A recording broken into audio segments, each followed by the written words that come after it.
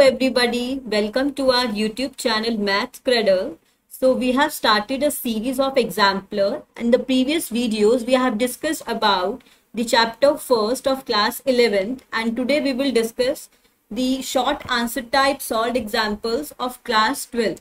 Okay, so let's start the video. So first example is, let A is the set having 4 elements and define a relation R on A as follows, and the relation have these elements. So we have to answer whether R is reflexive or not, symmetric or not, or it is transitive or not. Okay, so first we will check for the reflexive. So this relation is reflexive or not. So for reflexive, suppose we have 4 elements in the set A. Okay, so if A comma A belongs to R, for all A belongs to my set A, then we can say that my relation is reflexive relation. So in the given relation R, 0 comma 0 is there, 1 comma 1 is there, then we have 2 comma 2 is also there, 3 comma 3 also belongs to R. So all the elements are there, for all A belongs to A, that means my relation is reflexive. Therefore R is reflexive. Now next we will check for the symmetric. This relation is symmetric or not. So now for symmetric, what we have to do, so let us suppose that some A comma B element belongs to my relation R. So this implies if B comma A also belongs to R, then we can say that my relation is symmetric. So here for any A comma B element, let us suppose I am taking a ordered pair 0 comma 3 belongs to R. So this implies 3 comma 0 should also belongs to R. So yes, this is there in the set, right? Similarly, suppose I am taking 1 comma 0, so 0 comma 1 is also there. Suppose I am taking some other element 3 comma 3, so the reverse order pair will be 3 comma 3, so this is also there. So that means for all A comma B belongs to R, we can say that B comma A also belongs to R. So therefore my relation R is symmetric relation. Okay, now next we will check for the transitivity. Is this relation transitive or not? Okay, so what is transitivity? If suppose A comma B and some B comma C ordered pair belongs to my relation, and this implies A comma C also belongs to R, then we can say that my relation R is transitive relation. So in the above relation, let us suppose that I am taking 2 elements 1 comma 0 and 0 comma 3. 1 comma 0 and 0 comma 3 belongs to R. So is 1 comma 3 belongs to R or not? So here in my relation 1 comma 3 is not there, so that means 1 comma 3 does not belongs to R. So therefore relation R is not transitive. Okay, this is what we want to show. Okay, now the question says, second says that for the set A 1 to 3, define a relation R in the set A as follows. We have to write the ordered pairs to be added to R to make it the smallest equivalence relation. So first we should know that what is an equivalence relation. So basically a relation is an equivalence relation if the relation is reflexive, if the relation is symmetric, if the relation is transitive. So if relation satisfies all these 3 types of relation, then we can say that my relation is an equivalence relation. Okay, so first, is this relation a reflexive relation? So 1 1 2 2 3 3, as we discussed in the previous question, that a relation is reflexive if for all A belongs to A comma A should also belongs to R, then we can say that it is reflexive. So here 1 1 is there, 2 2 is there, 3 3 is there. So that means my relation is the reflexive relation. Okay, next thing is it symmetric? So now 1 3 is there, but to make it symmetric, what is in we have to do in the symmetric relation? If A comma B is there, so B comma A should also be there in the relation. So here 1 comma 3 belongs to R, but 3 comma 1 is not there. So that means we have to add on 3 comma 1 element in relation R. So that means we have to add this element to make it symmetric relation. Now the third thing is, after adding 3 comma 1, suppose I add one more element here, 3 comma 1. Okay, so now after adding, is my relation is transitive. So suppose I'm taking transitive, suppose I'm taking two elements, 1 comma 3 and 3 comma 1. This is belongs to R. So if A comma B and B comma C belongs to R, then A comma C should also belongs to R. Then we can say that it is transitive. So here 1 comma 1 also belongs to R. That means after adding 3 comma 1, my relation is perfect. That means it is reflexive, it is symmetric, it is transitive. So that means the only element, therefore the only element that I have to add in R to make it equivalence, relation is 3 comma 1. So this is the only ordered pair. Okay. So now what we have to do in the third example, let R be the equivalence relation in the set Z of integers given by relation R as all ordered pairs such that 2 divides A minus B. So here 2 divides A minus B. So we have to, for write the elements of the relation R, we have to satisfy this property. Okay, we have to write the equivalence class of 0. So basically what is equivalence class? So equivalence class is a set of numbers, set of elements we can say, which satisfies these properties with 0. Suppose I'm taking, so the elements of the relation R should satisfy this property. That means 2 divides A minus B. So let us suppose that A is equals to 0. So I want to write equivalence class of 0. That means if I'm taking A 0, what are the possible elements of B? What are the possible elements B I can take here? So suppose I'm taking B is equals to 2. So that means 0 minus 2, that is minus 2, will divide 2 because 2 divides minus 2. So that means I can take B equals to 2. Similarly, if I'll take B is equals to minus 2, so A minus B would be 0 minus minus plus 2. So this is 2. So in this case also 2 divides B minus A. Suppose I'll take B is equals to 4. So A minus B would be 0 minus 4. This is minus 4. So 2 divides, in this case also 2 divides minus 4. Suppose B is equals to minus 4. This will be 0 plus 4. This is 4. That means 2 also divides 4. Similarly, if I will take all the positive multiples, not only positive, all the integral multiples of 2, then we can say that these are the elements which are in the equivalence class of 0. And also I can take B equals to 0 because 0 minus 0 is also 0. So 2 divides 0 also. So that means the elements which are there in the equivalence class of 0 are 0, plus minus 2, plus minus 4, plus minus 6, and so many others. Okay, so these are the elements of the equivalence class of 0. Okay, so in the next question, let the function f defined from R to R be defined by fx is equals to 4x minus 1. Then we have to show that function is 1, 1. So 1, 1 function is, suppose we have two sets A and B. So function is 1, 1 means for every element in the first set, the first element or the elements in the first set should be associated with only one element. We cannot write that one element, like one element is here, suppose one element is here. So we cannot write that this element should be associated with only one element. Okay, so each and every element should associated with different element. That is the 1, 1 mapping. Okay, so to show mathematically function is 1, 1, what we have to do, suppose for any two elements, x and y, we are taking two elements x and y belongs to R such that fx1 is equals to fx2. fx is equals to fy. So fx equals to fy means I can write that fx is 4x minus 1, and if fy we want to write, so this will be 4y minus 1. So this will be 4x equals to 4y because minus 1 is cancelled. So that implies x is equals to y.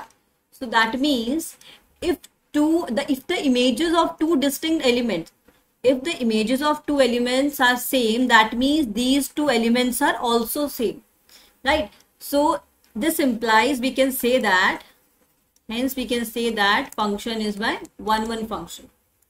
Okay, so in the next question, function f is defined as this and g is this function. We have to write f of g function. F of g function means we have to write the composite function.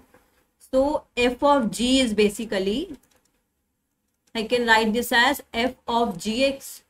This is f of g of x. So basically here we have two functions and the domain of this function is the domain of the g function.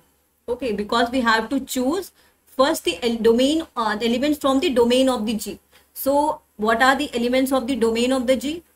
The first element in the ordered pairs are the elements of the domain.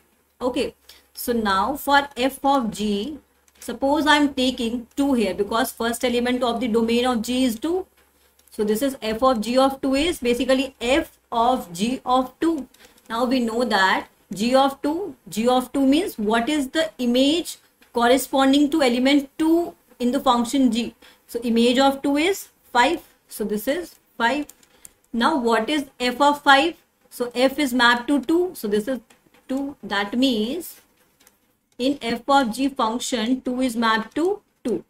Okay, similarly we will calculate f of g of 3 because the next element of the domain of g function is 3. So this is f of g of 3. So now g of 3 is 3 mapped to 6. So this is f of 6. F of 6 is 3. So this will be 3. So I can say that we have two elements in the f of g function. First element is 2, 2 and the second element is 3, 3. Okay. Now in the next question, let function f is defined from R to R with the function fx is equals to 4x minus 3. Then we have to write the f inverse.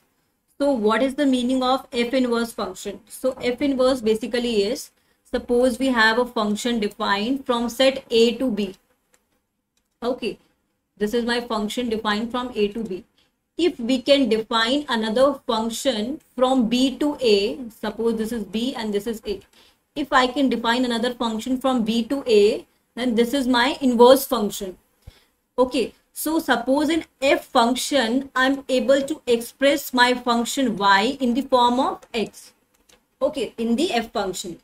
So that means in the inverse function, we are able to express my variable x in the form of y. So it should be like x is equals to fy, or we can say that f is equals to gy. We can replace because function can be different now. So that means we have to express my x variable in terms of y. So here we have y is equals to 4x minus 3. So that means I have to express x in terms of y. So that means 5 plus 3 divided by 4 is equals to x. So we have x is equals to y plus 3 divided by 4. So I want to write my f inverse x. This should be x. Okay. So f inverse x function would be, f inverse x would be what? So basically we have to change my variable by x. So this will be x plus 3 divided by 4. So this is my inverse function for the corresponding function given. Okay, so now in the next question, we have defined the binary operation star, which is defined on the set of integers by m star n is equals to m minus n plus m into n for all m comma n belongs to integers. So we have to tell whether this binary operation is commutative or not. So what is commutative? So as we studied in the number system, like suppose I'm taking addition as my operation. So if I want to know whether addition in the set of integers, is it commutative or not? Commutative means if I will add my two integers, suppose I'm taking minus 1 and minus 2. So if minus 1 and minus 2 is minus 3, is -2 and -1 is also -3? Yes, it is. So that means if these two values are same, so I can say that my this addition binary operation, addition as an operation under the for the integers, this is my commutative operation.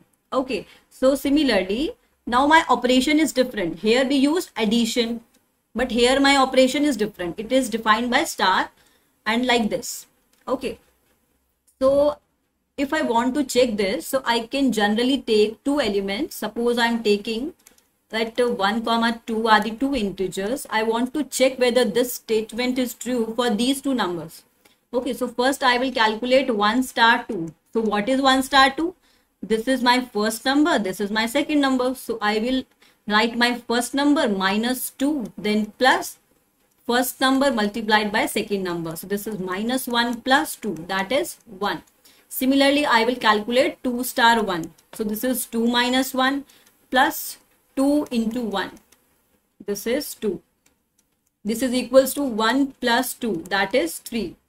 So that means we have taken a simple example, and in this example, this operation is not true. That means the relation, this operation is, binary operation is not commutative under star. Okay, so this is not commutative. Now what we have to do in this question, we have defined the two functions f and g. These are the two functions. We have to write the range of the function f and g. So range is basically, suppose we have two sets a and b. Suppose these two elements are associated with some elements of the second set. So these elements are the range of my function. The second element, suppose we have an ordered pair. So the second element of my ordered pair is known as the range of my function. So that means by looking at the function, I can say that the range of my function f is second element of the ordered pair. So this is 2, 3.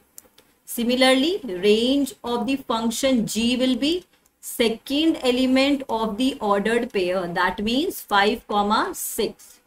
So these two are the range of the function f and g. Okay. So now if A is the set 1, 2, 3 and f and g are the relation corresponding to the subset of A cross A indicating against them. So we have to write which of the following, which of the relation f comma g is a function and why. Okay. So first of all, we know that every relation is not function. There is a difference between relation and function. And what is that? Suppose we have two mapping diagrams here. Suppose this is 1, 2, 3 element. This is A, this is A, B, C elements. Okay, this is 1, 2, 3. So first of all, what we have to check in the function is, first every element of the first set, it should be associated with some element of the second set. Right? Suppose I'm associating 1 with A and associating 2 with C, but I'm not taking 3 with any element. So that means this relation is not a function. Okay. Now suppose I associated 3 with B, then I can say that it is my function. And the second thing is, suppose I associated each and every element. Suppose this is this, and I associated 1 with this and then this with this. So that means here I associated this element with two elements of the second set. So I cannot do this in case of function. Every element should be associated with one and only one element of the second set. So here I take two elements. So this is associated with first element and this is associated with second element. So that means this is not a function. So I will check the same thing in this relation. Okay. So now suppose this is my first relation. 1, 2, 3. This is 3 and 2. So in F relation, what is this? F 1 is associated with 3, 2 is associated with 3, 3 is associated with 2. So first I need to check, is every element of the first set is associated with some element? So yes, this is associated. So that means first property is checked. Now Now second property is every element of this first set is associated with only one element of the second set. So yes, 1 is associated with 3, 2 is also associated with 3, 3 is associated with 2. That means this relation is a function. So therefore, f is a function. Now I will check for the g function. Similarly, I will make an arrow diagram for the g function. This is 1 and this is 3. This is 2, 3, 1. So 1 is associated with 2. 1 is also associated with 3. 3 is associated with 1. So this is again violating the property of function, right? So therefore, because it is associated with 2 elements, right? So this is not a function. So g is not a function. Okay. Now in the next example, if set A is given and the function is defined like this, we have to show that function is 1, 1 from A onto A, and then we have to calculate the f inverse function. So what is the 1, 1 function? If every element of A, suppose these are the elements of A first set and these are the some elements of my second set. If every element is associated with one element, that is one-on-one mapping. We cannot write that one element or two elements, two different element is associated with same element. That is many-one mapping. Okay, this is many-one. So in case of 1, 1, 1 is associated with 1 only. So this is my 1, 1 mapping. So suppose I'm making an arrow diagram for my this function. This is my A, B, C, D. And the second set is, again it is B, D, C, A. So A is associated with B, B is associated with D, C is associated with A, and D is associated with C. So that means every element is associated with one element only, right? So that means f is 1, 1 function. Okay, because every element of A is assigned to distinct element of the set A also. Okay, now we have to find inverse function. So before calculating inverse, we should know that function should be onto. Onto means for every element in the second set, every element of the second set should be associated with some element of the first set. So here each and every element of my second set is associated with some element of my first set, right? So that means function is onto also. Function is onto. So now if we can say that my function is 1, 1 and my function is onto, that means we can find the inverse mapping. What is inverse mapping? Suppose f is a function from A to B. So inverse means we can find a function, this is A to B. And in inverse function, we can map the element from B to A. That will be the inverse mapping. So that means my ordered pair A comma B gets reversed. If this is A comma B, this will be B comma A. If this is B comma D, this will be D comma B. If this is C comma A, this will be A comma C. And the last pair would be C comma D. So these are the elements of my inverse function. Okay. So in the next example, we have to do what we have to do. In the set of natural numbers, define the binary operation star by m star n is equals to GCD of m comma n.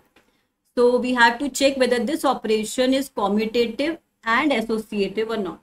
Okay. So now first we will check for the commutative property. What it is? Commutative property is, suppose I am taking two elements m comma n. So if m star n is equals to n star m, then we can say that this operation is commutative. So like consider m star n. So m star n means this is GCD of m comma n, right? GCD of m comma n. And we know that suppose I want to calculate GCD of 2 and 3. So GCD of 2 and 3 is same as GCD of 3 and 2. Right, so I can write that just said GCD of n comma n, and GCD of n comma m means this is n star m. So that means this operation is commutative. Next, we have to check for associative. Associative means we have to check that L star m star n is equals to L star m star n. Okay, operation is my star here. So consider L star m star n. So this would be GCD of sorry, this is L star and M star n means first GCD of M comma n, then L star, this means GCD of L comma GCD of M comma n by using this definition. Okay, so this can be further written as, I will write GCD of L comma this, or I can write GCD of M comma n comma L. Both are same, right? So this will be L star M star n. Okay, so this is associative also. So I can say that this binary operation star is commutative as well as it is associative also, right? Because we have to, like in general, we can also, if suppose this is not true, suppose this is not commutative, so in that case we have to take a counter example and we can show that this is not commutative. But if it is true, then we have to take in general case, like we have to take m comma ns in general element of the natural number. Okay, so आज की video में इतना ही. We have discussed all the examples, short answer type questions of this chapter. So if you like the video, hit the like button and subscribe to our channel. Thank you.